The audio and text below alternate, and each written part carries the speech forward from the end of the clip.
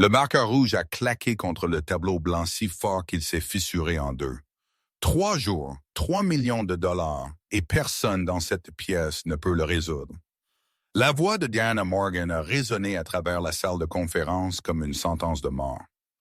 20 ingénieurs étaient assis, figés. Un contrat de 100 millions de dollars leur échappait. 72 heures avant l'effondrement complet. Puis la porte s'est ouverte en grinçant. Un concierge est entré, poussant son seau de serpillière. Ce qui s'est passé ensuite secourait cette entreprise d'1 milliard de dollars jusqu'à son cœur. Avant de commencer, déposez un commentaire me disant de quelle ville vous regardez. Je veux voir jusqu'où cette histoire voyage. Diana Morgan n'avait pas dormi depuis 47 heures. Elle pouvait le sentir dans ses os, cette profonde fatigue que le café ne pouvait plus toucher. Mais le sommeil était un luxe qu'elle ne pouvait pas se permettre. Pas maintenant. Pas avec tout ce qu'elle avait construit pendant 40 ans s'effondrant autour d'elle. Exécutez-le à nouveau, elle a dit. Madame, nous l'avons exécuté 16 fois, puis exécutez-le 17. Dr. James Crawford, PhD de Caltech, 23 ans dans la recherche en intelligence artificielle, a laissé échapper un soupir qui disait tout ce que ses mots ne pouvaient pas. Il a tapé la commande. L'écran a clignoté. Des chiffres l'ont défilé. Rouge. Tout rouge. Échec sur chaque métrique. La main de Diana a trouvé le bord de la table de conférence. Elle l'a serré jusqu'à ce que ses jointures deviennent blanches. Quelqu'un m'a expliqué, elle a dit doucement, dangereusement doucement, comment 20 des mines les plus chères de la Silicon Valley ne peuvent pas résoudre un problème que nous avons promis à l'armée des États-Unis de livrer en 72 heures. Personne n'a parlé. J'ai posé une question. Crawford s'est éclairci la gorge. Le réseau neuronal rencontre une résistance dans l'architecture de l'arbre de décision. Nous avons recalibré les nœuds pondérés, ajusté les paramètres d'apprentissage, restructuré tout l'anglais, James. Faites comme si je ne vous payais pas 400 000 par an pour me confondre.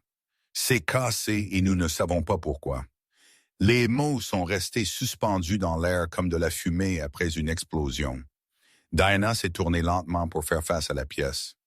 20 ingénieurs, Harvard, MIT, Stanford, Princeton. Les meilleures références que l'argent pouvait acheter, et pas un seul d'entre eux ne pouvait la regarder dans les yeux. Savez-vous ce que le général Harrison m'a dit hier? Sa voix était stable, mais quelque chose en dessous se fissurait. Il a dit, « Si nous ne livrons pas un système fonctionnel d'ici vendredi, le contrat va à Meridian Technologies, tous ces 100 millions de dollars. » Elle a laissé ce nombre s'asseoir. Savez-vous ce qui se passe quand nous perdons un contrat de défense de 1 million? Silence. Nous ne perdons pas juste de l'argent. Nous perdons de la crédibilité. Nous perdons des contrats futurs. Nous perdons tout. La voix de Diana s'est finalement brisée.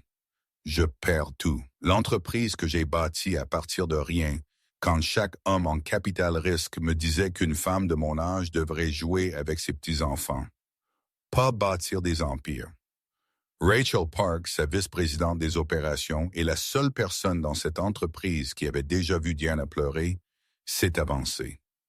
Diane, nous faisons tout n'est pas suffisant, Rachel. Le téléphone de Diane a vibré. Elle a baissé les yeux. Un texte de sa fille Amy. Maman Lily continue de demander quand grand-mère vient visiter. Ça fait 3 mois. Elle t'a dessiné un tableau. Appelle quand tu peux, s'il te plaît. La mâchoire de Diana s'est tendue. Elle a fourré le téléphone dans sa poche sans répondre. Tout le monde dehors. Trouvez la solution.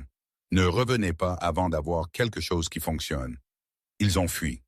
Tous sauf Rachel. Puis quand qui traînait presque de la porte. Tu devrais rentrer à la maison, Rachel a dit doucement.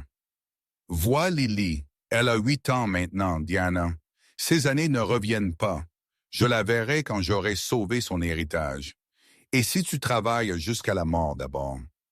Diana n'a pas répondu parce qu'elle n'en avait pas. À 23h37, l'étage exécutif de Nexus Technologies était une ville fantôme. Diana se tenait seule dans son bureau, regardant la ligne d'horizon de Seattle. Quelque part là-bas, des gens dormaient, des gens dînaient avec leur famille, des gens vivaient des vies qui ne semblaient pas être à un mauvais trimestre de l'effondrement. Elle a pressé son front contre le verre froid. Quand suis-je devenu cette personne? Elle a pensé. Quand est-ce que sauver l'entreprise est devenu plus important que tout le reste? Son téléphone a vibré à nouveau. Amy à nouveau. Cette fois, Diane a répondu. Maman, tu as vraiment décroché. La surprise dans la voix d'Amy faisait plus mal que n'importe quelle réunion du conseil d'administration n'aurait jamais pu. Salut ma chérie, je suis désolé. Les choses ont été folles. Je sais, les choses sont toujours folles. Diana a fermé les yeux. Lily est-elle réveillée? Elle l'était. Elle t'a attendu pour que tu appelles. Mais il est presque minuit, maman. Elle s'est endormie sur le canapé. Je suis désolé. Tu es toujours désolé. La voix d'Amy n'était pas en colère. C'était pire que ça. C'était fatigué. Elle m'a demandé ce soir pourquoi grand-mère ne l'aime plus. La poitrine de Diana s'est serrée. Amy, je lui ai dit que ce n'est pas vrai. Que grand-mère l'aime beaucoup. Que grand-mère est juste très occupée à sauver le monde. Une pause. Mais maman, elle a 8 ans. Elle ne comprend pas occupée. Elle comprend juste. Passe ici. Je me rattraperai auprès d'elle après ce contrat. Il y a toujours un autre contrat, maman. Il y a toujours une autre crise. Quand cela se termine-t-il? Diana n'avait pas de réponse. Lily a dessiné quelque chose. Amy a continué. 2 bonhommes allumettes se tenant la main. Elle a écrit « Grand-mère et moi au-dessus ». Elle le porte depuis 1 semaine, attendant de te le donner. Les larmes sont venues avant que Diana ne puisse les arrêter. Je viendrai ce week-end. Je promets. Ne promette pas, maman. Juste essaye. C'est tout ce que nous demandons. Juste essaye. La ligne est devenue morte. Diana se tenait là dans l'obscurité de son bureau d'angle, entourée de récompenses et de réalisations, et de 40 ans à prouver à tout le monde qu'ils avaient tort. Et elle ne s'était jamais sentie plus seule dans sa vie. Nathan Brooks a poussé son chariot de nettoyage à travers l'étage exécutif avec l'efficacité d'un homme qui avait appris à être invisible. Uniforme gris, basket usé, écouteurs. Et bien que seulement un jouait réellement de la musique, l'autre n'était que pour le spectacle. Une barrière qui disait aux gens « Ne vous inquiétez pas pour moi, je ne suis personne ». 52 ans, veuf, père célibataire, est la personne la plus intelligente de cet étage, bien que personne ne le saurait jamais. Nathan était à 2 semestres de son doctorat au MIT quand Sarah a été diagnostiquée. Cancer du sein de stade 4, 28 ans, pas d'assurance, une fille nouveau-née qui ne se souviendrait jamais de la voix de ma mère. Il avait fait son choix en moins d'1 journée, a abandonné, a pris 3 emplois, a tenu la main de Sarah pendant 18 mois de traitement qui ont épuisé leurs économies, puis leur espoir, puis finalement sa vie. C'était il y a 13 ans. Maintenant, il poussait une serpillière dans des couloirs conçus par des gens qui n'avaient jamais eu à choisir entre le loyer et l'épicerie. Il nettoyait les toilettes pour des cadres qui gagnaient plus en une journée que lui en un an. Il avait perfectionné l'art d'être un meuble présent, mais inaperçu, nécessaire mais oubliable. Et chaque matin à 7 heures, il franchissait la porte de son appartement juste à temps pour réveiller Emma, lui faire son petit déjeuner, lui tresser les cheveux et la conduire à l'arrêt de bus. C'était le marché qu'il avait conclu avec lui-même. C'était la promesse qu'il avait faite à la mémoire de Sarah. Quoi qu'il arrive, elle ne se sentira jamais seule. Nathan a tourné le coin vers la salle de conférence exécutive. Les lumières étaient toujours allumées, ce qui était inhabituel. Il a regardé à travers les murs de verre, vides maintenant, mais les tableaux blancs. Nathan s'est arrêté. Sa serpillière a claqué contre le chariot alors qu'il s'approchait. Des équations couvraient chaque pouce d'espace blanc. Diagrammes de réseaux neuronaux, architecture d'arbres de décision, structure algorithmique. Il a reconnu immédiatement le type de travail avancé en IA qu'il rêvait de faire, et au centre du tableau principal encerclé au marqueur rouge, avec des barres obliques en colère à travers eux, c'était un problème. Le souffle de Nathan s'est coupé. Ils utilisent la régression linéaire sur un modèle de croissance exponentielle. Les nœuds pondérés ne tiennent pas compte de la décroissance temporelle. La boucle de rétroaction est complètement, il s'est arrêté. Pas ton problème. Pas ton travail. Nettoie le tableau et passe à autre chose. Il a sorti son chiffon, l'a levé vers le tableau blanc et n'a pas pu le faire. 13 ans. 13 ans à lire chaque article qu'il pouvait trouver, à s'enseigner de nouveaux cadres dans les bibliothèques publiques, à résoudre des problèmes théoriques dans sa tête, tout en nettoyant les sols. 13 ans à regarder ses connaissances rouillées, tandis que la vie exigeait qu'il survive au lieu de prospérer. Nathan a regardé la porte. Couloir vide. Les caméras de sécurité n'étaient pas pointées sur les tableaux. Sa main tremblait quand il a ramassé le marqueur rouge. « Qu'est-ce que tu fais ?» Son cerveau a crié. « Tu vas te faire virer. Tu vas perdre la seule chose qui nourrit Emma. » Mais sa main a continué de bouger. 5 minutes. C'est tout ce qu'il a fallu, échanger le modèle de régression pour une fonction sigmoïde.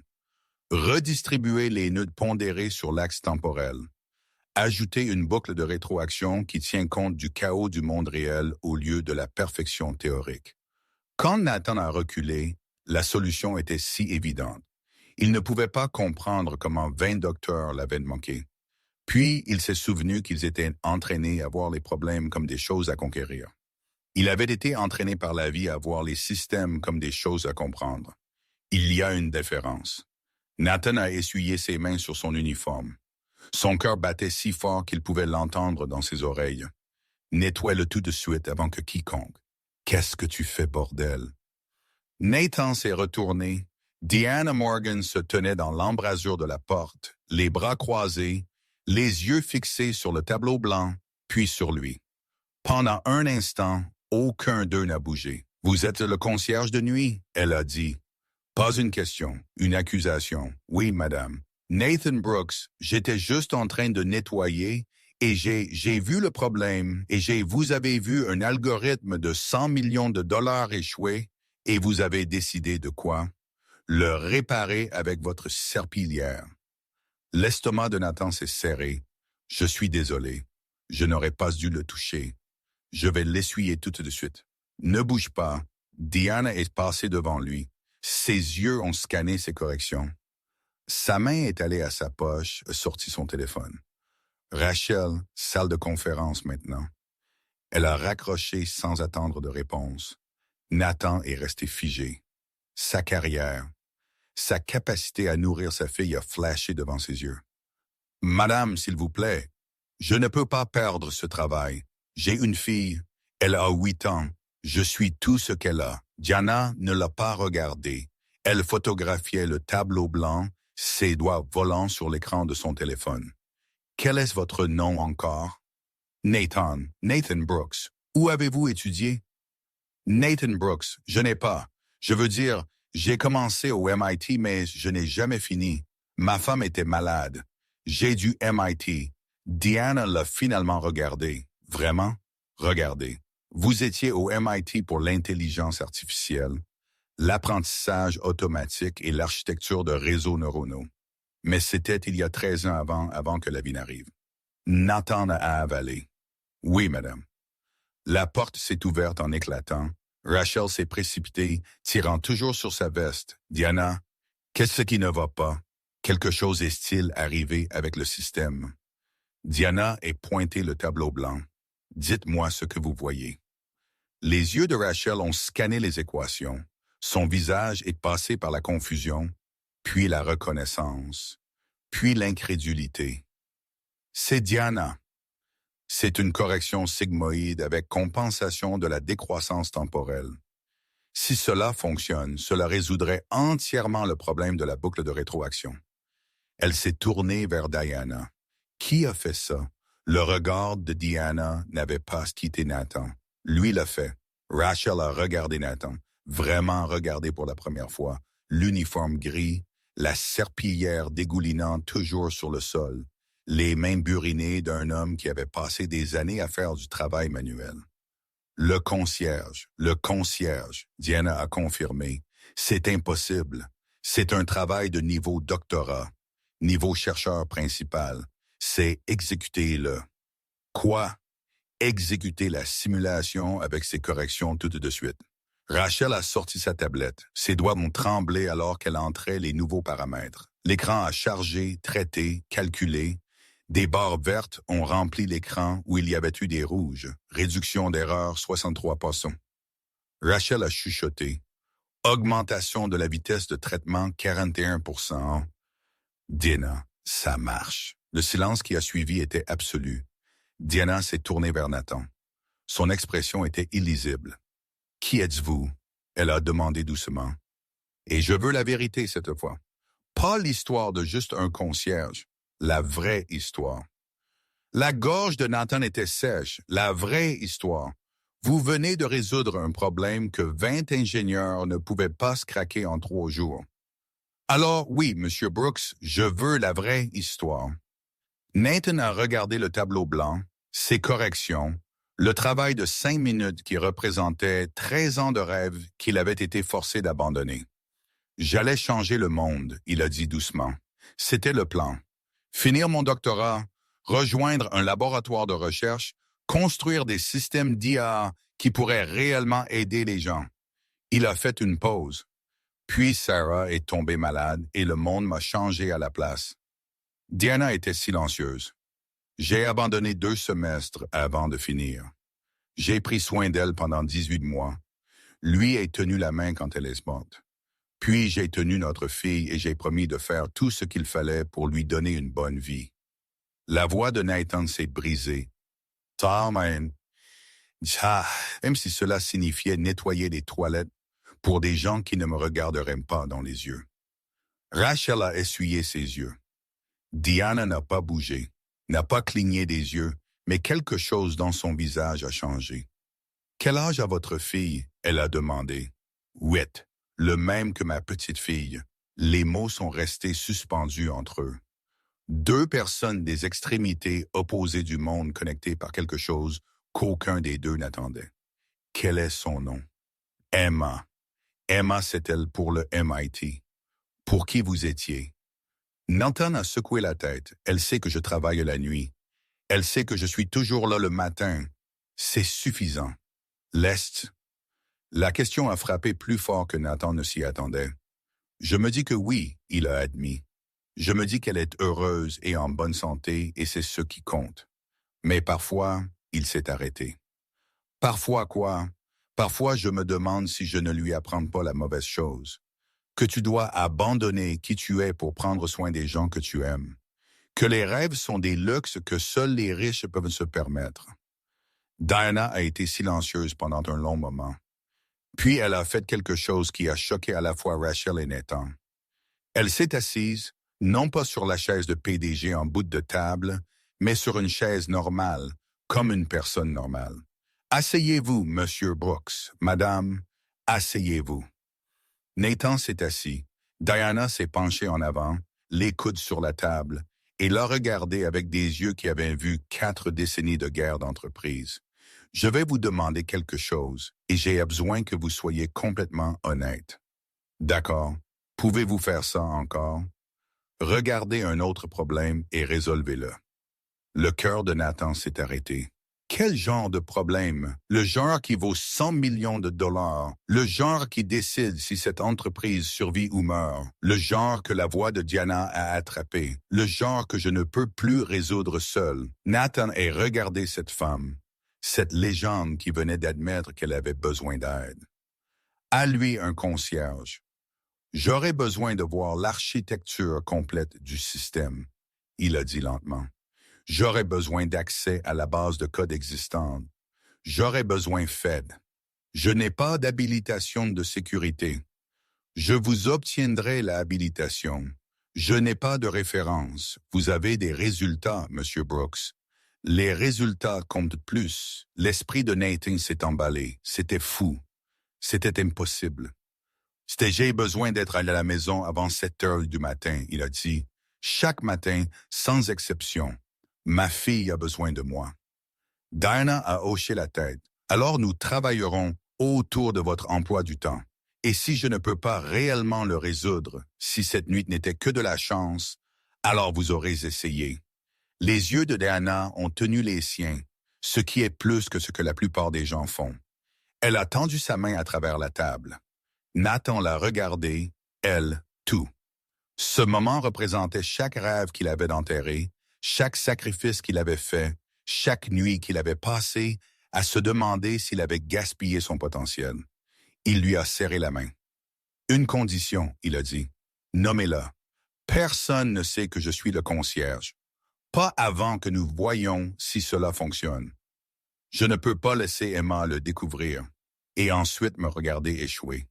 Je ne peux pas lui faire subir ça. La prise de Diana s'est resserrée. Marché conclu. Elle s'est levée, a ajusté sa veste et est redevenue la PDG. Mais, Monsieur Brooks, oui. Arrêtez de vous appeler juste n'importe quoi. Vous venez de donner à cette entreprise une chance de survivre. Elle s'est dirigée vers la porte. Cela fait de vous tout sauf juste. Elle a fait une pause sur le seuil et a regardé en arrière. Nous commençons dans 1 heure. J'espère que vous n'aviez pas l'intention de dormir ce soir. Nathan a regardé le tableau blanc, les équations qu'il avait écrites, la vie qui pourrait commencer à changer. Dormir, il a dit doucement, est un luxe auquel j'ai renoncé il y a longtemps. L'heure est passée plus vite que Nathan ne l'attendait. Il avait appelé Madame Chen, sa voisine âgée, qui gardait Emma quand des urgences survenaient. Elle avait répondu au 2e coup malgré l'heure tardive. Sa voix immédiatement alerte. « Nathan, tout va bien. J'ai besoin d'une faveur. Une grande. Emma, elle va bien. Elle dort, mais j'ai besoin de rester au travail ce soir. Quelque chose est survenu. Quelque chose d'important. » Madame Chen avait été silencieuse pendant un moment. En 3 ans de vie à côté, Nathan ne lui avait jamais demandé une seule fois de garder Emma pendant la nuit. Il était toujours à la maison avant 7 heures. Toujours. C'est à propos de plus que nettoyer les sols, n'est-ce pas? Elle avait demandé doucement. Nathan avait serré le téléphone plus fort. Peut-être, je ne sais pas encore. Va. Je serai là dans 10 minutes. Emma ne saura même pas que tu es parti. Madame Chen, Nathan. Sa voix était ferme. J'ai élevé 4 enfants et enterré un mari. Je sais à quoi ressemble le sacrifice. Quoi que ce soit, ne le laissez pas vous échapper. Certaines portes ne s'ouvrent qu'une fois. Maintenant, Nathan se tenait dans une salle de conférence privée au 47e étage, entouré d'écrans affichant des architectures de code qu'il n'avait pas vues depuis 13 ans. Ses mains tremblaient, non pas de peur, mais de quelque chose qu'il avait presque oublié comment ressentir. Espoir. Diana est entrée portant 2 tasses de café. Elle en a tendu une à Nathan sans cérémonie. « C'est terrible, » elle a dit. « Mais c'est de la caféine. J'ai eu pire, j'en doute. Ceci vient de la machine exécutive. Cela coûte plus par tasse que le déjeuner de la plupart des gens. Et cela a toujours le goût du regret. » Nathan a presque souri. Le regret, je suis familier avec. Diana s'est assise en face de lui. Pendant un instant, aucun des deux n'a parlé. Les écrans bourdonnaient. La ville scintillait 47 étages en dessous et 2 étrangers étaient assis en silence, chacun portant des poids que l'autre ne commençait que tout juste à comprendre. « Parlez-moi du système », Nathan a finalement dit. Tout depuis le début. Diana a affiché l'architecture principale sur l'écran central. Nous avons promis au département de la Défense une IA qui pourrait optimiser la logistique militaire en temps réel. Mouvement de troupes, chaîne d'approvisionnement, allocation de ressources, tout coordonné par un seul réseau neuronal qui apprend et s'adapte plus vite que n'importe quelle équipe humaine ne le pourrait.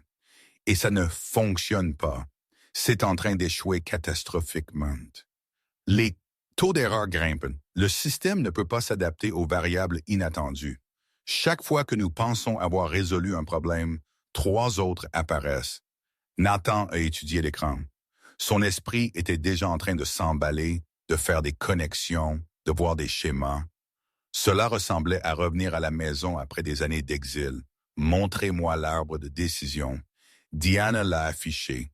Nathan s'est penché en avant, son café oublié. Là, il a dit, en pointant, et là, vos ingénieurs ont construit cela comme un programme d'échecs. Chaque mouvement calculé 17 étapes à l'avance. Logique parfaite, précision parfaite. C'est pour cela que nous les avons embauchés. C'est pourquoi ça échoue. Le sourcil de Diana s'est levé. Expliquez. La guerre n'est pas les échecs. La vie n'est pas les échecs. Vous ne pouvez pas calculer 17 coups à l'avance quand l'échiquier ne cesse de changer. Quand les pièces apparaissent et disparaissent sans avertissement, quand les règles elles-mêmes changent en plein milieu du jeu. Alors, que suggérez-vous? Nathan a attrapé un marqueur de la table, s'est déplacé vers le tableau blanc. Sa main était stable maintenant, plus stable qu'elle ne l'avait été depuis des années. Ma femme était assistante sociale, il a dit en écrivant.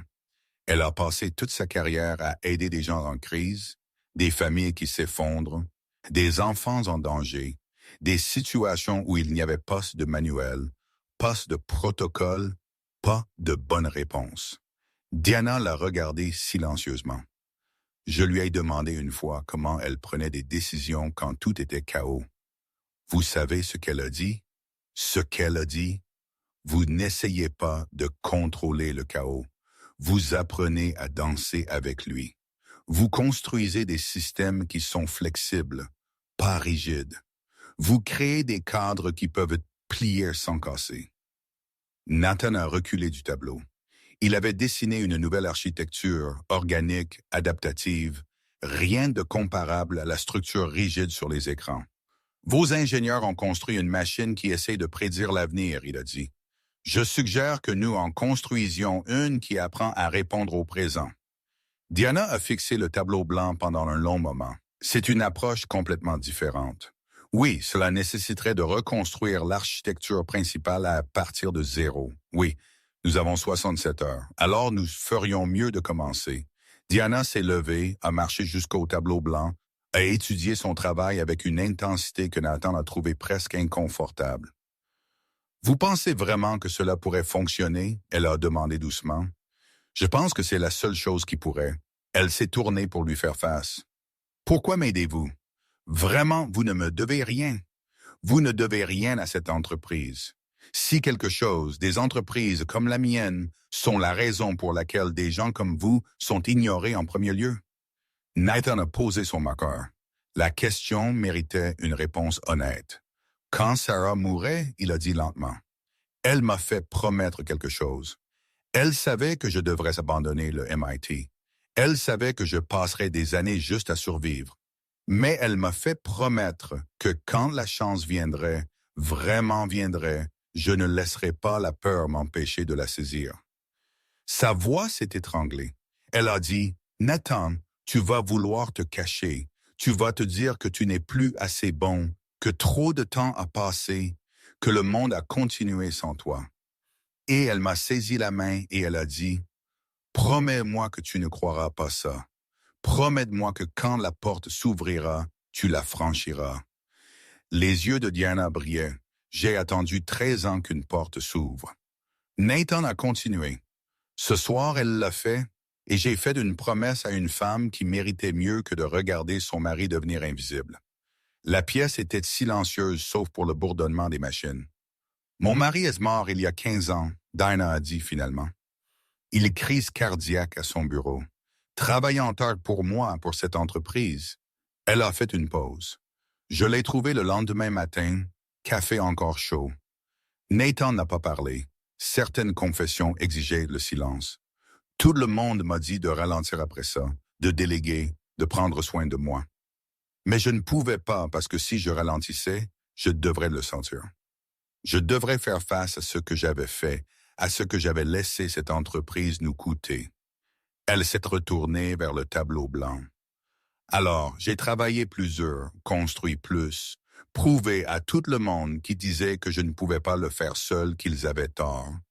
Sa voix a baissé et dans le processus, je suis devenu exactement ce dont j'avais peur. Quelqu'un qui sacrifie tous ceux qu'elle aime pour quelque chose qui ne peut pas l'aimer en retour. Il n'est pas trop tard, Nathan a dit. N'est-ce que pas? Ma petite fille me connaît à peine. Ma fille pense que j'aime cette entreprise plus que je ne l'aime. Et peut-être qu'elle a raison. Peut-être que oui, parce qu'au moins l'entreprise a besoin de moi. Au moins ici, je compte. Vous comptez pour eux aussi. Ils ont juste besoin que vous vous présentiez. Diana a ri amèrement. Quand est la dernière fois que vous vous êtes présenté? Vraiment, vous êtes présenté comme l'homme que vous étiez au lieu du fantôme que vous êtes devenu? Les mots ont frappé Nathan comme un coup physique, je le pensais. Diana a dit non méchamment. Nous nous cachons tous les deux, Nathan, juste de différentes manières. Vous vous cachez en devenant invisible. Je me cache en devenant intouchable. Mais se cacher, c'est toujours se cacher. Elle s'est dirigée vers la porte. Je vais chercher le reste de l'équipe. Rachel, Maya, Helen, les personnes en qui j'ai réellement confiance. Nous allons avoir besoin d'aide pour reconstruire cette architecture à temps. Ne poseront-ils pas des questions sur moi? Ils poseront beaucoup de questions, mais ils suivront mon exemple. Elle a fait une pause sur le seuil. La question est, êtes-vous prêt à cesser d'être invisible? Nathan a pensé à Emma, à la promesse de Sarah, à 13 ans à être un meuble dans des pièces pleines de gens qui n'ont jamais regardé deux fois. Je ne sais pas si je me souviens comment, il a admis. Alors je suppose que nous allons tous les deux apprendre quelque chose ce soir. Elle est partie. Nathan se tenait seul avec le tableau blanc, sa propre écriture le fixant comme un défi. Son téléphone a vibré. Un texte de Madame Chen. Emma s'est réveillée en te demandant. Je lui ai dit que tu aidais quelqu'un d'important. Elle a dit, Papa aide toujours les gens. C'est ce qu'il fait. Puis elle s'est rendormie en serrant cet éléphant. Tu as bien élevé, Nathan. La vision de Nathan s'est brouillée. Il a répondu avec des doigts tremblants. Dis-lui que je l'aime. Dis-lui que j'essaie de la rendre fière. La réponse est venue immédiatement. Elle est déjà fière. Elle ne sait juste pas encore à quel point elle devrait l'être. Nathan a mis son téléphone dans sa poche alors que des pas s'approchaient. Plusieurs pas. L'équipe de Diana. La porte s'est ouverte. Rachel est entrée la première, suivie par une jeune femme aux cheveux striés de violet et une femme plus âgée aux yeux doux. Ils se sont arrêtés quand ils ont vu Nathan. Tout le monde, Diana a dit de derrière eux. C'est Nathan Brooks. C'est la raison pour laquelle nous n'écrivons pas nos lettres de démission demain. La jeune femme, Maya, a regardé Nathan de haut en bas. C'est vous qui avez réparé le réseau neuronal. J'ai suggéré quelques ajustements. Suggéré quelques ajustements. Maya a répété. Elle s'est tournée vers Diana. Il est modeste. J'ai fait passer ces corrections à travers 16 simulations différentes. Elles fonctionnent à chaque fois. J'étudie l'IA depuis 8 ans et je n'ai jamais vu personne résoudre un problème de décroissance temporelle aussi vite. La femme plus âgée, Helen, s'est avancée, a tendu sa main. Helen Torres, architecte senior, 30 ans dans cette industrie, elle a serré la main de Nathan fermement. Je me fiche d'où vous êtes allé à l'école ou de ce que vous avez fait pendant la dernière décennie. Je me soucie des résultats. Et basé sur ce que je vois, vous avez des résultats. Merci. Ne me remerciez pas encore. Vous êtes sur le point de travailler plus dur que vous n'avez jamais travaillé de votre vie. Les yeux d'Helen ont étincelé. Dana a dit, vous devez être à la maison avant 7 heures. Cela nous donne 6 heures pour reconstruire un système que 20 ingénieurs n'ont pas pu réparer en 3 jours. Est-ce possible? Une seule façon de le savoir. Diana a frappé dans ses mains. Tout le monde, écoutez bien. Nous jetons l'ancienne architecture, nous partons de zéro. L'approche de Nathan est différente, mais c'est notre meilleure chance. Qu'en est-il de Crawford et de son équipe? Rachel a demandé. L'équipe de Crawford a échoué.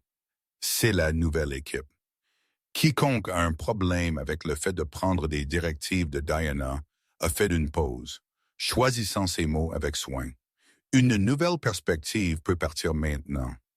Personne n'a bougé. Bien, alors mettons-nous au travail. Pendant les 6 heures suivantes, Nathan s'est perdu dans le travail. Ses mains volaient sur les claviers. Sa voix, hésitante au début, est devenue plus forte alors qu'il expliquait des concepts dont il n'avait fait que rêver pendant 13 ans. Maya l'a défié. Helen l'a soutenu. Rachel les a tous maintenus caféinés et concentrés, et Diana a regardé. Elle a regardé cet homme, ce concierge se transformer sous ses yeux.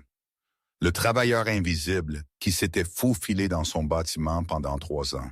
Soudainement visible, soudainement brillant, soudainement exactement ce dont elle avait besoin.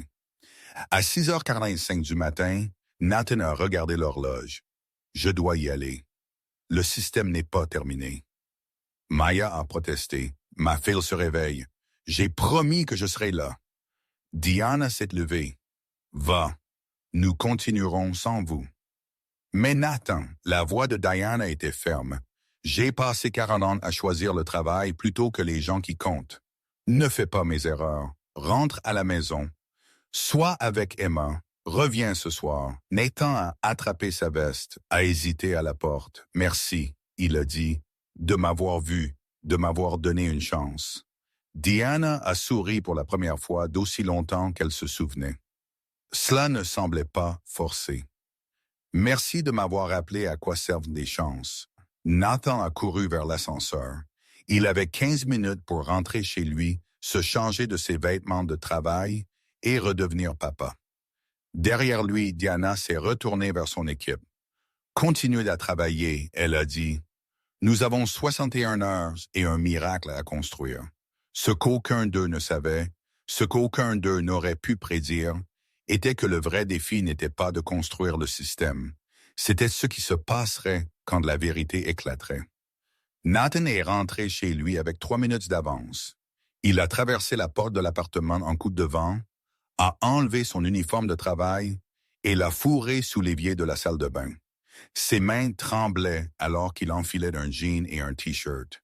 Il a éclaboussé de l'eau sur son visage, essayant de laver l'épuisement qui s'accrochait à lui comme une seconde peau. Papa. Emma se tenait dans le couloir, serrant son éléphant en peluche. Ses cheveux un désordre sauvage de boucles emmêlées par le sommeil. Le cœur de Nathan s'est ouvert comme il le faisait chaque matin pendant 8 ans. « Hé, ma petite fille, tu as l'air fatiguée. Je vais bien.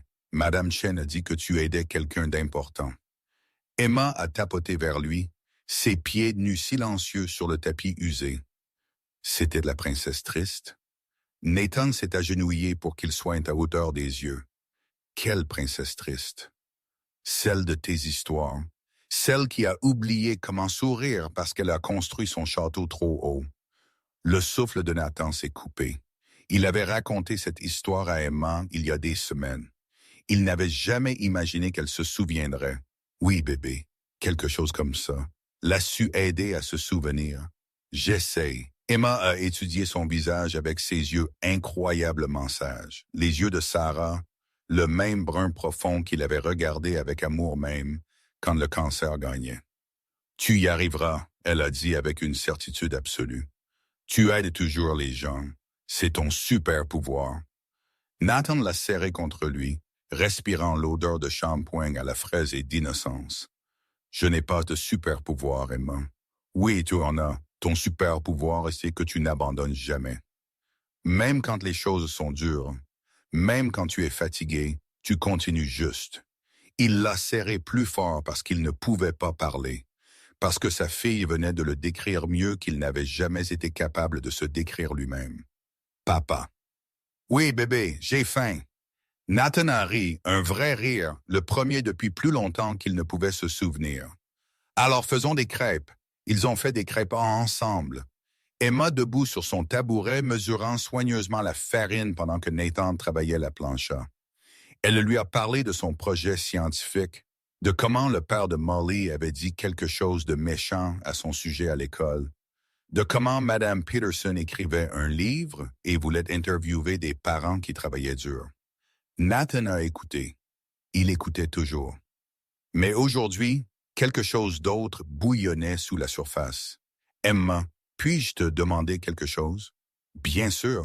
Si j'avais une chance de faire quelque chose de différent, quelque chose de plus grand, mais ça pourrait changer les choses. Serais-tu d'accord avec ça? Emma a retourné une crêpe avec une concentration attentive. Quel genre de différent? Je ne sais pas encore. Peut-être un autre travail. Peut-être travailler des heures différentes pendant un temps. Serais-tu toujours à la maison le matin? J'essayerai. J'essaierai toujours. Emma a été silencieuse un instant. Puis Papa Molly a dit que son papa gagne beaucoup d'argent et c'est pourquoi il est important. Mais Madame Peterson a dit que ce n'est pas comme ça qu'on mesure les gens. Elle a dit qu'on mesure les gens par comment ils font sentir les autres. Madame Peterson est intelligente, je sais. Alors Emma l'a regardée.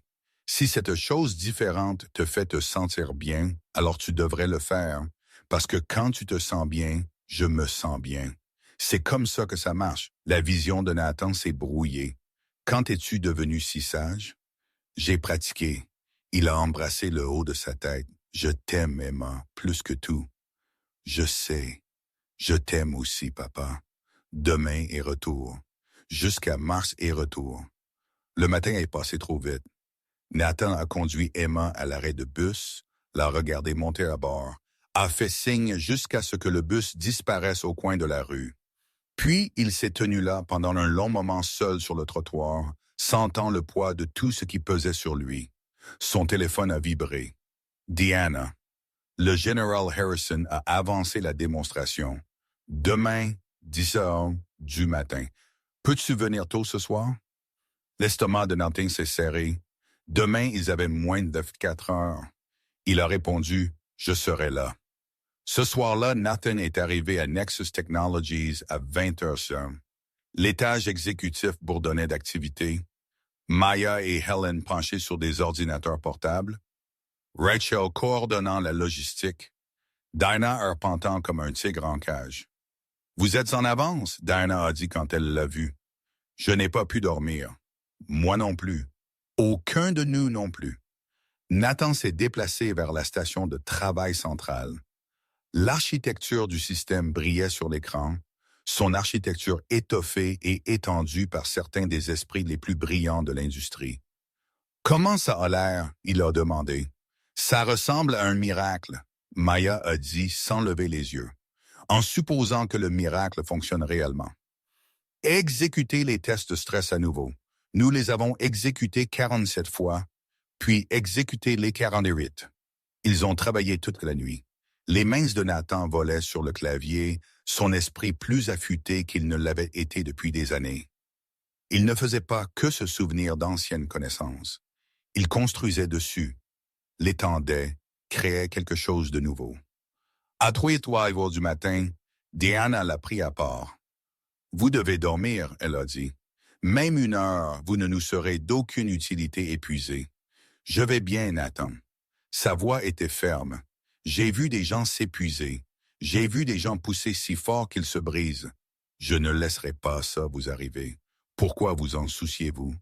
La question est sortie plus dure qu'il ne l'avait voulu. Diana n'a pas bronché. Parce que vous m'avez rappelé quelque chose que j'avais oublié. Que les gens comptent plus que les problèmes. Que parfois la meilleure chose que vous puissiez faire est de faire confiance à quelqu'un d'autre pour porter le poids pendant un certain temps. Elle lui a tendu une couverture. Le canapé dans mon bureau. 1 heure, je vous réveillerai. Nathan voulait discuter, mais son corps criait et son esprit commençait à s'estomper sur les bords. 1 heure, il a accepté. Il ne se souvenait pas s'être endormi. Il s'est seulement souvenu de s'être réveillé dans le chaos. Nathan, réveille-toi. Rachel le secouait. Son visage était pâle. Qu'est-ce qu'il se va pas? C'est Crawford. Il l'a découvert pour vous. Le sang de Nathan s'est glacé. Découvert quoi? Tout. Que vous êtes le concierge. Que Diana vous a fait venir sans l'approbation du conseil d'administration. Que vous avez travaillé sur un contrat de défense classifié sans habilitation de sécurité appropriée. Nathan s'est assis, complètement réveillé maintenant. Comment? Image de sécurité. Il a examiné les journaux de la nuit où vous avez réparé l'algorithme. Il a monté un dossier toute la nuit. Où est-il maintenant? Dans le bureau de Diana avec Thomas Blake. L'estomac de Nathan s'est serré. Thomas Blake, le membre du conseil d'administration qui visait le poste de Diana depuis des années. Celui qui croyait que les références comptaient plus que la compétence. Ils appellent une réunion d'urgence du conseil, Rachel a continué. Ils veulent arrêter le projet. Virez Diana, vous virez. Nathan était debout avant qu'elle n'ait fini de parler. Il a fait irruption dans le bureau de Diana sans frapper. Thomas Blake se tenait derrière le bureau de Diana comme s'il le possédait déjà. Crawford se tenait à côté de lui, une satisfaction suffisante écrite sur son visage. Diana se tenait seule, le dos contre le mur. « Ah, le concierge arrive », Thomas a dit. « Ou devrais-je dire le risque de sécurité ?» « Thomas, ce n'est pas ce que ça a l'air. » Diana a commencé. « C'est exactement ce que ça a l'air. Vous avez embauché un concierge non qualifié pour travailler sur un contrat de défense de 100 millions de dollars. Vous avez violé chaque protocole que nous avons. Vous avez risqué la réputation de cette entreprise, notre habilitation de sécurité. Tout pourquoi? Une intuition qui a fonctionné, Nathan a dit. Les yeux de Thomas se sont rivés sur lui. Excusez-moi, le système fonctionne. Vos 20 ingénieurs docteurs n'ont pas pu résoudre le problème en 3 jours. Je l'ai résolu en 5 minutes. Exécutez le test vous-même. Les taux d'erreur sont en baisse de 63%. La vitesse de traitement est en hausse de 41%. Le général Harrison va voir un système fonctionnel demain. Et c'est à cause de ce concierge non qualifié. Peu importe si ça fonctionne. Vous n'avez pas d'habilitation. Vous n'avez pas de référence. Vous n'avez pas la permission d'être près de ce projet. J'ai des résultats. Les résultats n'importent pas quand tout le processus est compromis. Quand le général découvrira que son IA précieuse a été construite par un homme qui nettoie les sols pour vivre, alors il saura qu'elle a été construite par quelqu'un qui comprend à quoi ressemblent les vrais problèmes. Nathan a interrompu. Quelqu'un qui a réellement vécu dans le chaos que ce système est censé gérer. Vos ingénieurs ont construit quelque chose de parfait. J'ai construit quelque chose de réel. Il y a une différence.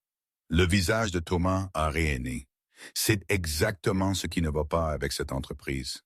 La prise de décision émotionnelle de Diana, son refus de suivre les protocoles, son insistance à placer les sentiments au-dessus des faits. Sentiments. Diana s'est avancée, sa voix dangereusement douce. Vous voulez parler de sentiments, Thomas? Que diriez-vous du sentiment de regarder 20 personnes brillantes échouer parce qu'elles avaient trop peur de penser différemment? Que diriez-vous du sentiment de savoir que votre entreprise est sur le point de s'effondrer et que la solution de tout le monde est de faire la même chose qui a échoué? Diana, je n'ai pas embauché Nathan à cause de sentiments. Je l'ai embauché parce qu'il a vu quelque chose qu'aucun de nous ne pouvait. Parce qu'il a eu le courage de prendre un marqueur et d'essayer quand tout le monde avait abandonné. Ce n'est pas émotionnel, c'est du leadership. Le leadership ne signifie pas jeter le livre des règles.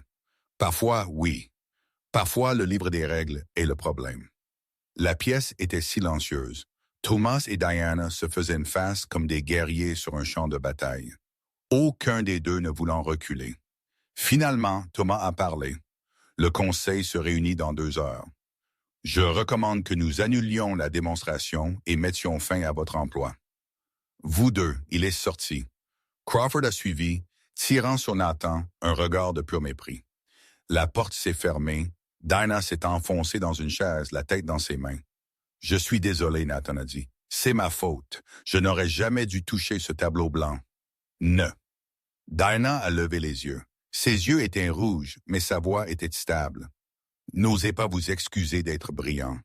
N'osez pas vous excuser d'avoir sauvé cette entreprise. Je ne l'ai pas sauvée.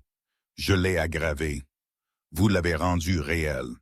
Pour la première fois en 20 ans, cette entreprise a fait quelque chose de courageux. Quoi qu'il arrive ensuite, cela compte. » Nathan s'est assis en face d'elle. « Que faisons-nous? » « Nous nous battons. » Diana a remis son masque de PDG en place. « Nous entrons dans cette réunion du conseil et nous leur montrons ce que ce système peut faire. Nous laissons les résultats parler d'eux-mêmes. Et si le conseil n'écoute pas, Diana a croisé ses yeux. Alors nous tombons en nous battant ensemble. Nathan a pensé à Emma, à la promesse de Sarah, à 13 ans d'invisibilité et une nuit à enfin être vus. Ensemble. Il a accepté. 2 heures plus tard, Nathan se tenait devant les portes de la salle du conseil, son cœur battant si fort qu'il pouvait le sentir dans ses dents. Diana se tenait à côté de lui, calme comme une pierre. Prêt? Elle a demandé. Non. Bien, moi non plus. Elle a poussé les portes. 12 visages se sont tournés pour les fixer. Thomas Blake était assis en bout de table. Un dossier de preuves étalé devant lui. Crawford était assis à sa droite, contenant à peine sa satisfaction, et à l'extrémité de la table, son arrivée inattendue et non annoncée, était assis le général Harrison. « Eh bien, le général a dit, sa voix coupant la tension comme une lame.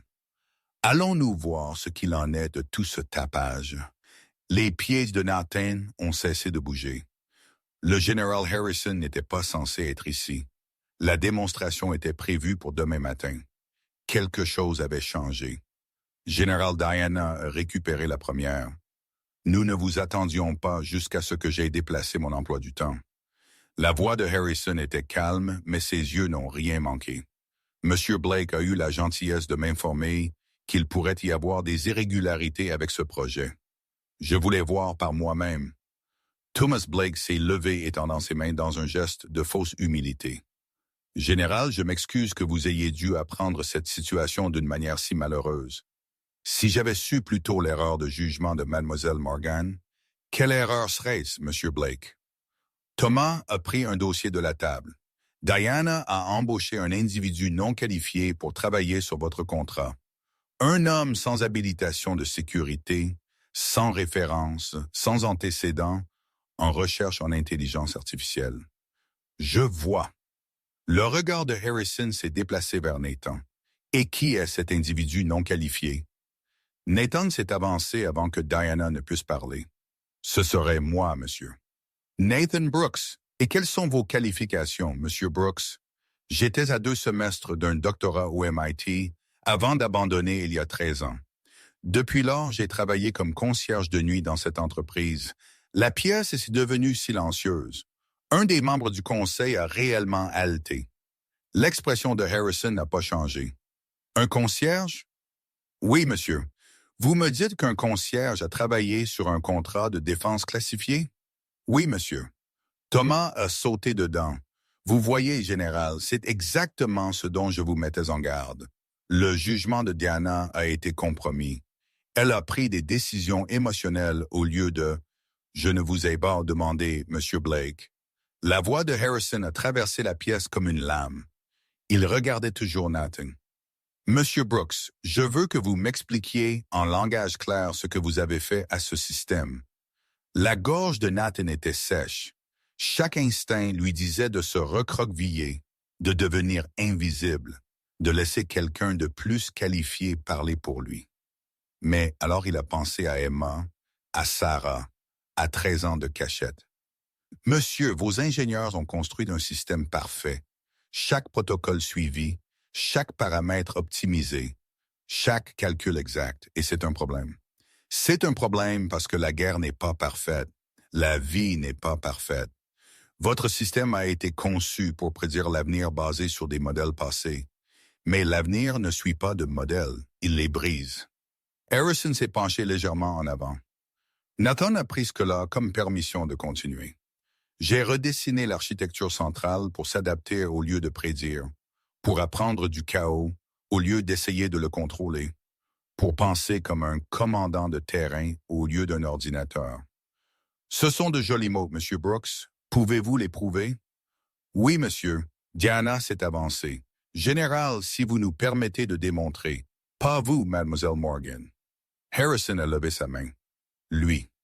Je veux voir ce que le concierge peut faire. Les mots sont restés suspendus dans l'air comme un défi. Thomas Blake a souri d'un air suffisant. La satisfaction de Crawford était à peine contenue. Nathan a marché vers l'écran de présentation. Ses mains tremblaient, mais sa voix était stable. Maya affiche la simulation de Kandahar. Maya est tapé rapidement. Le scénario est apparu à l'écran. La même mission échouée qui avait coûté des vies et des semaines de retard. C'est un échec logistique du monde réel de 2023. Nathan a dit plusieurs lignes d'approvisionnement, mouvement ennemi, population civile, panne d'équipement. La mission originale a pris 3 semaines et a perdu 11 soldats. La mâchoire de Harrison s'est tendue. Il connaissait cette mission. Il avait probablement examiné les rapports d'échec personnellement. Exécutez-le à travers votre ancien système, Nathan a dit. Maya a entré les paramètres. L'écran a calculé pendant 8 secondes, puis a affiché un message d'erreur. Aucune route viable trouvée dans les paramètres de risque acceptables. C'est ce que votre IA original a produit, Nathan a dit. Maintenant, regardez ça. Il a entré le même scénario dans le nouveau système.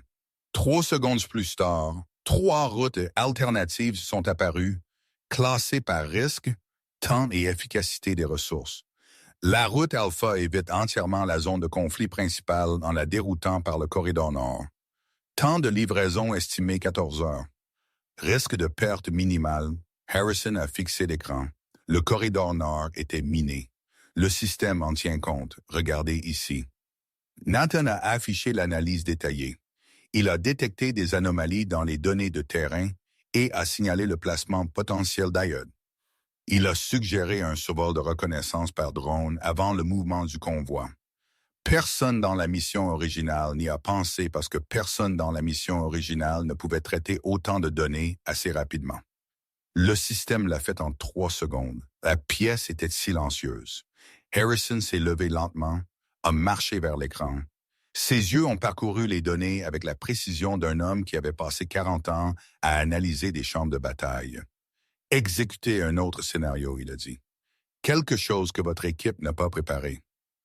Thomas Blake a sauté dedans. Général, sûrement ce n'est pas nécessaire. Le point a été fait sur les violations de protocole.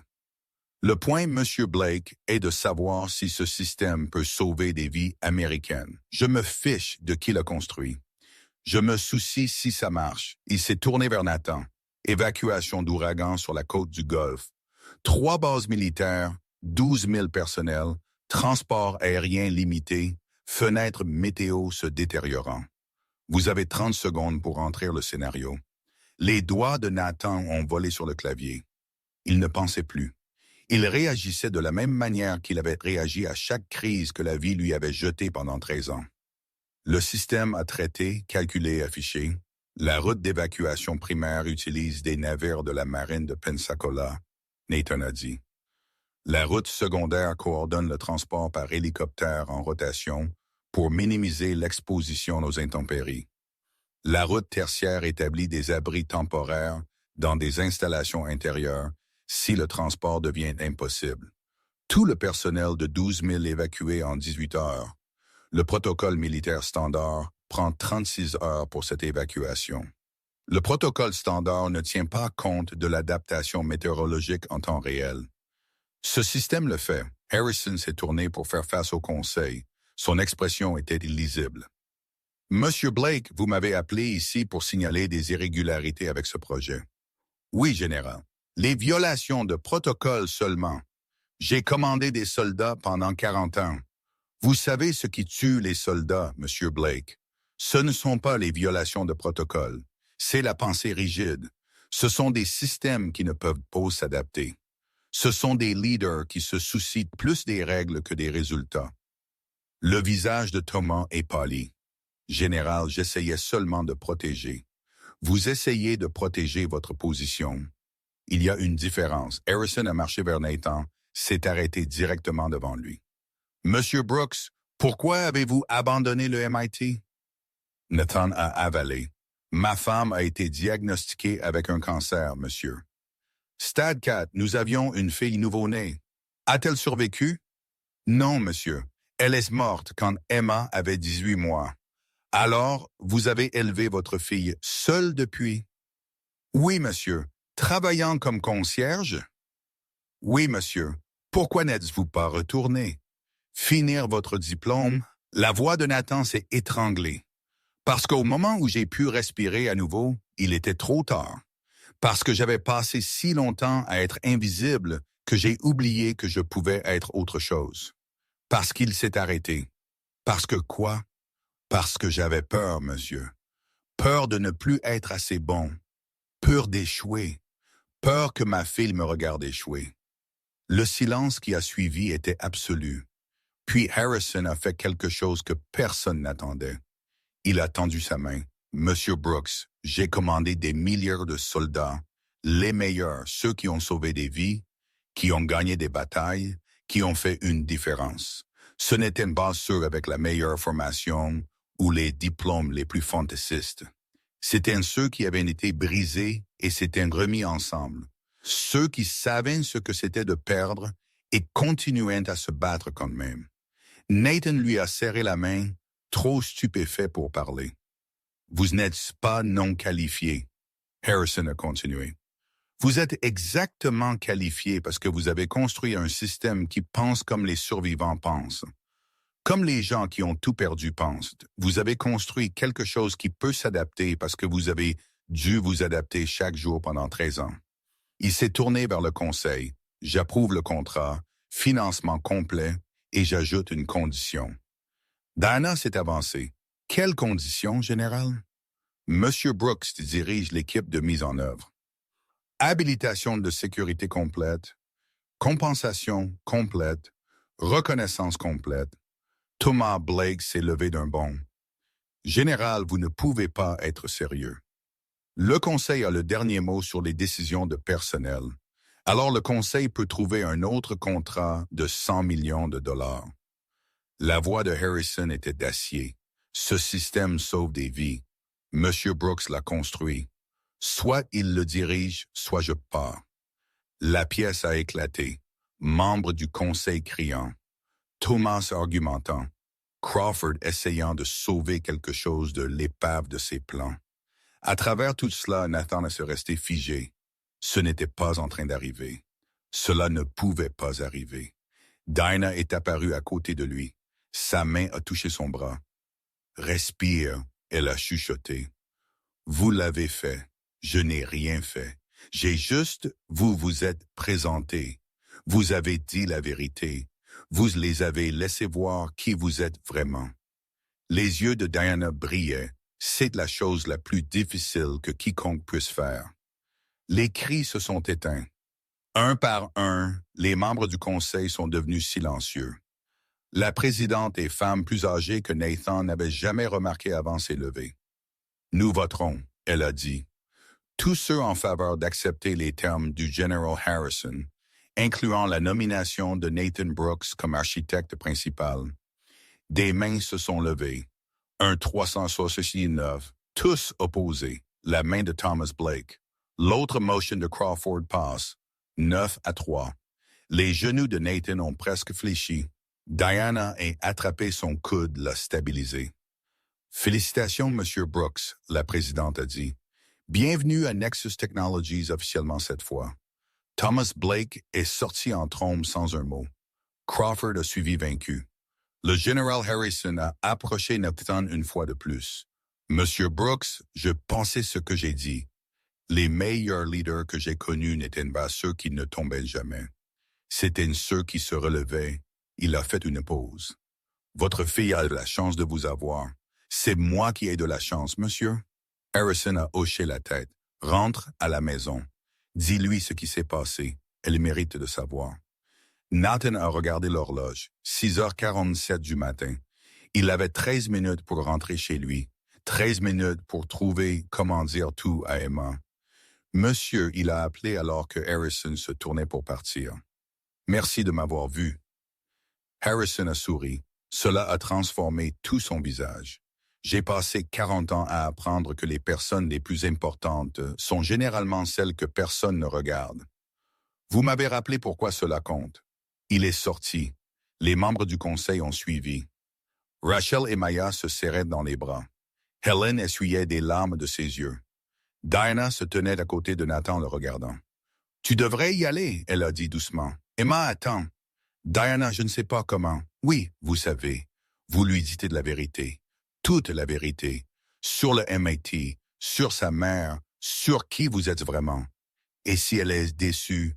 Et si elle pense moins de moi pour l'avoir caché toutes ces années?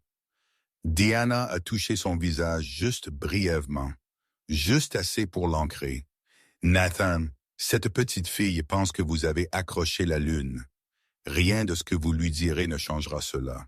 Mais elle mérite de savoir que l'homme qu'elle aime déjà est encore plus extraordinaire qu'elle ne l'imaginait. La gorge de Nathan s'est serrée. Il ne pouvait pas parler, alors il a juste hoché la tête. Et puis il a couru. Nathan est rentré chez lui à 6h59 du matin. Ses poumons brûlaient d'avoir couru. Sa chemise était trempée de sueur. Ses mains tremblaient alors qu'il tâtonnait avec les clés. Mais rien de tout cela n'importait. Tout ce qui importait était de franchir cette porte avant qu'Emma ne se réveille. Il a fait irruption à l'intérieur juste au moment où la porte de sa chambre s'ouvrait en grinçant. Papa.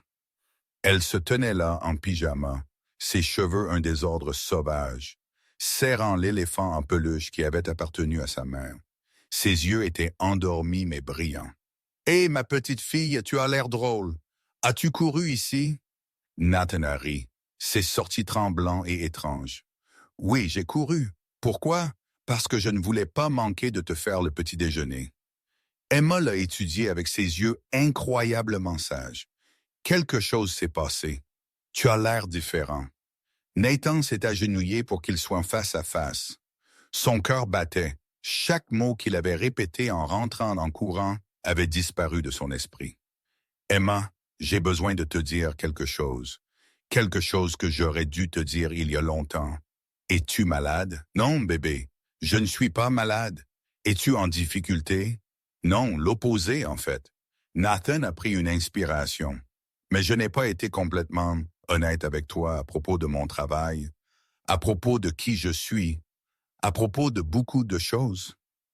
Emma n'a rien dit. Elle a juste attendu patiente et confiante comme elle l'attendait toujours. Tu sais comment je travaille la nuit dans cette grande entreprise, Nexus Technologies. Tu nettoies les bureaux. C'est juste. J'ai été concierge là-bas pendant 3 ans. La voix de Nathan s'est étranglée. Mais avant ça, avant que tu ne naisses, j'étais autre chose. J'étudiais pour être scientifique dans une très bonne école. J'allais construire des choses importantes, des choses qui pourraient aider les gens. Les yeux d'Emma se sont agrandis. Tu allais être une scientifique comme moi. Oui, bébé, exactement comme toi.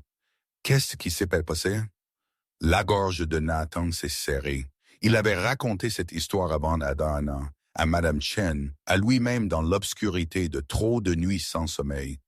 Mais il n'avait jamais dit à Emma. Il l'en avait protégée. Ou peut-être s'était-il protégé de voir ses échecs se refléter dans ses yeux. « Ta maman est tombée malade, » il a dit doucement. « Très malade, et j'ai dû faire un choix. Je pouvais rester à l'école et laisser quelqu'un d'autre prendre soin d'elle. Ou je pouvais quitter l'école et prendre soin d'elle moi-même. Tu as choisi maman. J'ai choisi maman. » Emma a été silencieuse un instant. Puis c'est ce que font les héros, papa. Ils choisissent les gens qu'ils aiment. La vision de Nathan s'est brouillée.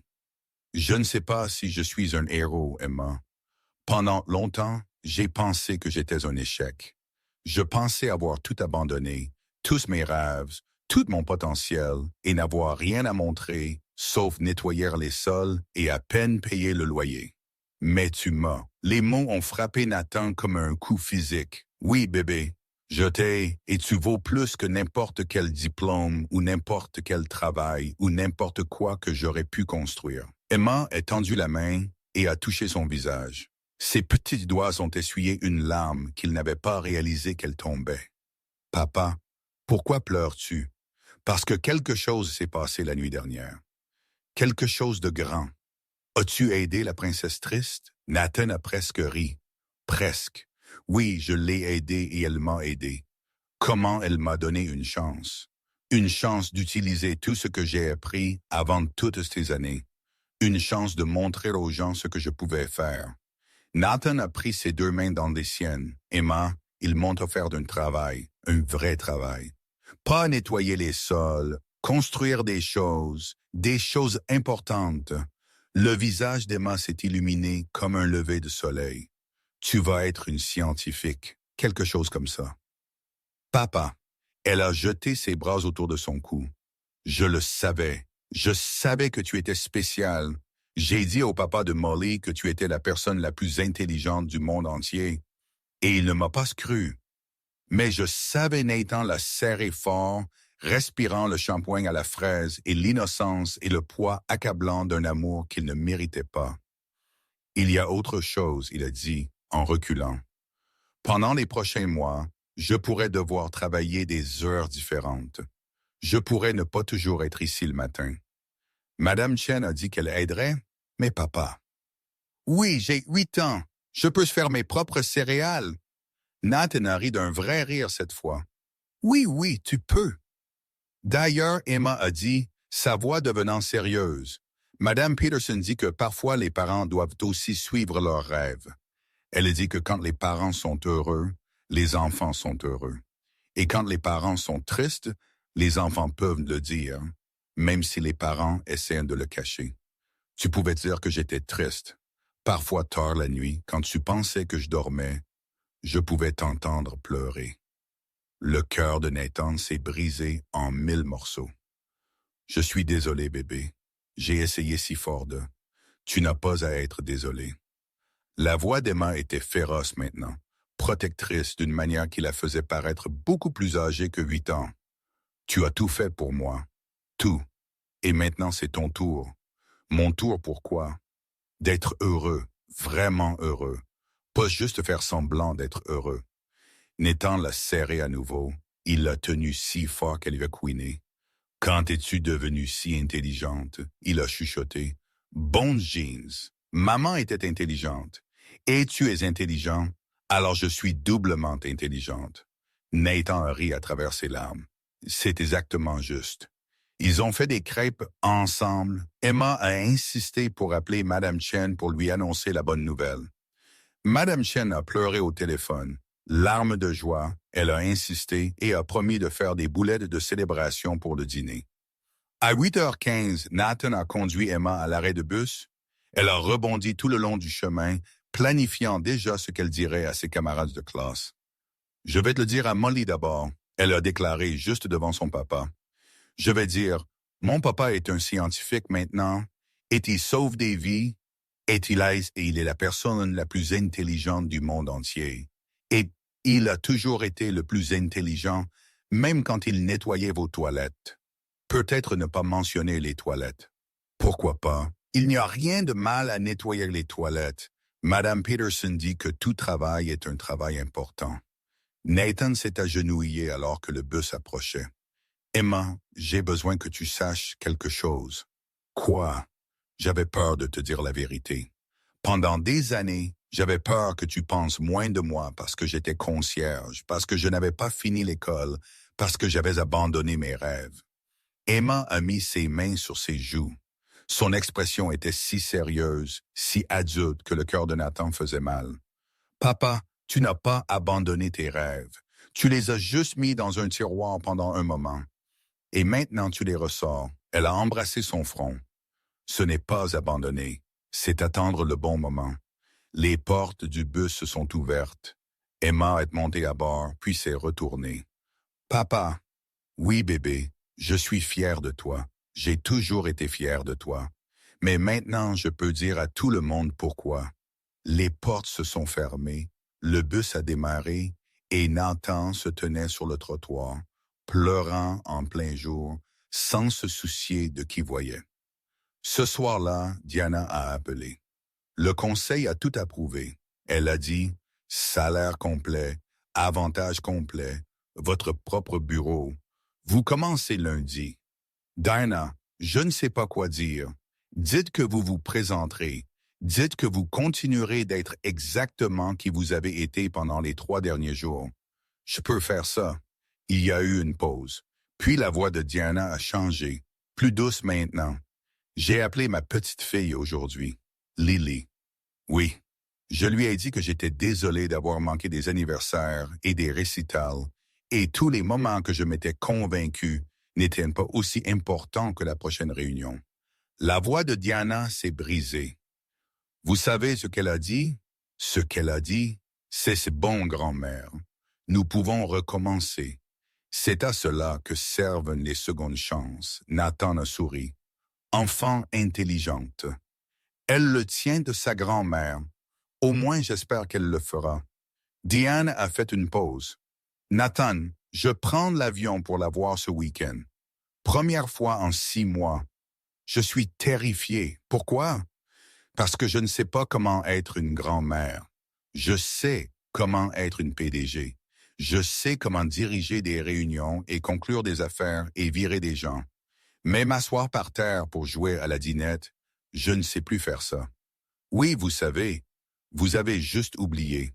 Comment savez-vous? Nathan a pensé à Emma, à propos de tous les matins où il avait mal tressé ses cheveux et brûlé les crêpes, et s'était senti comme s'il échouait à la seule chose qui importait. Parce que l'amour n'est pas une compétence que vous perdez. Il a dit, c'est un muscle. Parfois, il devient faible quand vous ne l'utilisez pas, mais il est toujours là. Et au moment où vous recommencez à l'utiliser, il se souvient quoi faire. Diana a été silencieuse pendant un long moment. Nathan, oui, merci pour tout. Pour l'algorithme et le système et avoir sauvé mon entreprise, mais surtout pour me rappeler que je suis plus que ce travail, que j'étais quelqu'un avant d'être PDG. Vous êtes toujours cette personne, Diana. Vous avez juste construit des murs si hauts que vous ne pouviez plus la voir. Comment les démontais-je? Une brique à la fois, une dinette à la fois, un « je suis désolé » à la fois. Diana rit doucement. Quand êtes-vous devenu thérapeute? Groupe de soutien pour parents célibataires.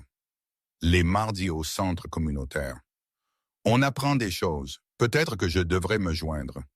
Peut-être que vous devriez. Ils ont parlé pendant une autre heure de travail et de famille et de toutes les choses qu'ils avaient sacrifiées et de toutes les choses qu'ils étaient finalement prêts à récupérer. Quand Nathan a raccroché, Emma se tenait dans l'embrasure de la porte. C'était de la princesse? Oui, bébé, c'était de la princesse. Est-elle toujours triste? Nathan y a pensé. Je pense qu'elle guérit comme nous l'avons fait, comme nous le faisons encore. Emma est montée sur le canapé à côté de lui. Elle s'est nichée sous son bras comme elle l'avait fait depuis qu'elle était assez petite pour tenir dans sa paume. Papa. Oui. Parle-moi de maman. À propos de quand tu l'as rencontrée? À propos de quand tu es tombé amoureux? Le cœur de Nathan s'est serré. Il avait raconté à Emma des histoires sur Sarah, sa nourriture préférée, son rire, la façon dont elle chantait faux sous la douche.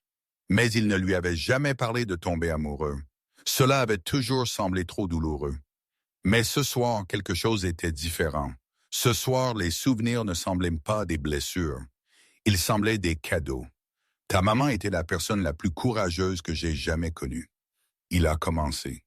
Elle travaillait avec des enfants qui n'avaient rien. Des enfants dont les parents ne pouvaient pas prendre soin d'eux.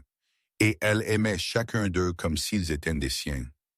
Est-ce pour ça que tu m'aimes tant? Parce qu'elle t'a appris comment. Les yeux de Nathan brûlaient. Oui, bébé, c'est exactement pourquoi. J'aurais aimé pouvoir la rencontrer. Tu l'as rencontrée. Chaque fois que tu es courageuse. Chaque fois que tu es gentille. Chaque fois que tu aimes quelqu'un qui souffre, c'est elle qui vit à travers toi. Emma a été silencieuse pendant un long moment. Puis papa. Oui, je pense que maman serait vraiment fière de toi aujourd'hui.